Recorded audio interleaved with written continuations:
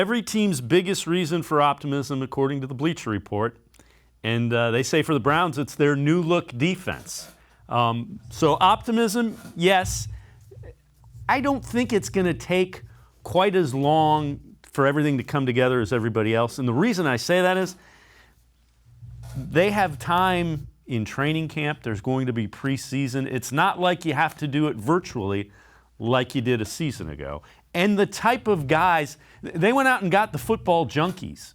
You know, the J.J. Johnson and the Anthony Walkers. They're going to be able to do things a little bit quicker than your average NFL or your normal NFL player would.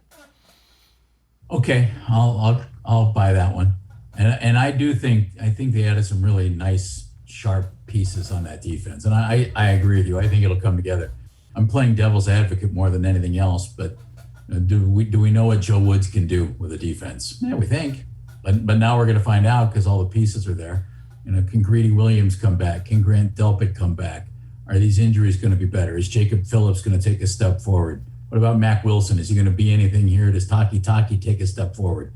There are a lot of questions on that defense, Dave, and that's okay. You know, I mean, it's all right to have all those questions, but you better get a lot of yes answers when we're all done with this. Yeah. Yes, yeah. Anthony Walker can do a great job in the middle because B.J. Goodson wasn't bad last year. Yeah, I hope Walker's better. You know, what about Ogunjobi? What about Sheldon Richardson? They were great last year. I thought, well, they're gone. So can Andrew Billings come in? Can Malik Jackson come in? Can they be at least as good as those two guys? See, that's the one thing I think we need to remember about that defensive line. They lost two guys in the middle of that line who I thought were pretty good last year. So can the two guys that they're counting on to step in, maybe Jordan Elliott, the former third-round pick, maybe he's ready to go here in year number 2. But right now, there are still some questions on that defensive line. Olivier Vernon was not bad last year. I thought he was better actually after Myles Garrett went out when Myles had his COVID situation. I thought Olivier stepped up pretty well. Well, he's not here anymore.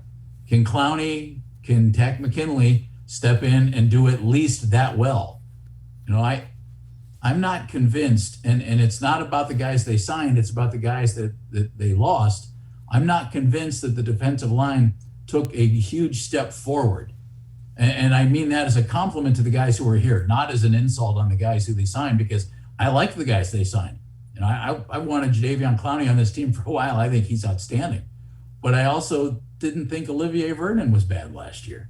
So I think the guys who come in have to take what was here last year, you know, at least get to that level right away, and then hopefully surpass it sooner rather than later. Yeah, fair enough. The defensive line will be a key. If they can get after the quarterback, stop the run, some good things should be ahead for the Browns defense.